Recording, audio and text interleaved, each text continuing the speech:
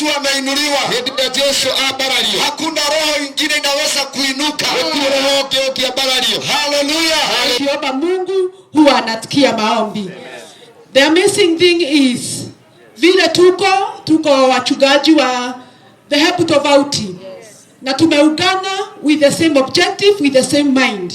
Na Mungu alisema wakati wowote tutamuita tukiwa tuko na roho moja katika yeye atatusikia. Juzi tumekuwa mkutano na watu wa EACC Nairobi, na yule mkuu akatueleza kuna watu ambao wana kesi 241 ambao ACC walisema wasisimame katika uchaguzi. IBC imewapitisha. Hajui kama hatujui ni wangapi tunaweza kuwa nao hapa.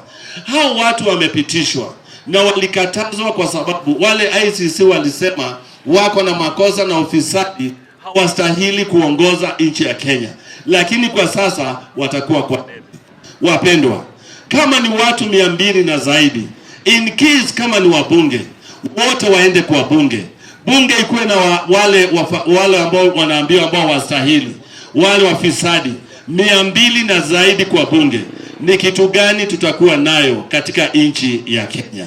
Kwa hivyo wakati huu kama wachungaji tunawanenea, tusikie sauti ya Mungu, tusikie bingu. Na hiyo ndio sababu tumezunguka. Sisi kama security tumeweka mipango kamili kuhakikisha kwamba wakati wa uchaguzi utakuwa smooth, hakutakuwa na maneno, hakutakuwa na incidences, hakutakuwa na insecurity. Na tunashukuru sana kwa hii habari ambaye watumishi wa Mungu wanaendelea kuhubiri. Tuendelee hivyo mpaka wakati wa elections na hata baadaye.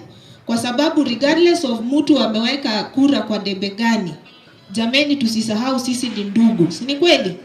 Tusisahau sisi ni ndugu, sisi ni Wakenya. Tumetumia muda mrefu kujenga hii nchi, Mungu ametuwezesha kufika hapa. Chaguana kulingana na ile wamepewa pesa na uongo ambao wamepatiwa. Tumekuja kama wachungaji na tutazunguka hii kaunti yote kuelimisha wananchi wetu. Musikie sauti ya wachungaji. Na sauti ni kwamba tuchague wale viongozi Mungu amekusudia wawe ndio viongozi ambao wanastahili. Wacha tuangalie mtu. Wale ambao wamesimama tuwaangalie. Usichague mtu kwa sababu amekupatia 200 na baada ya miaka 5 iwe ni kilio katika maisha yako.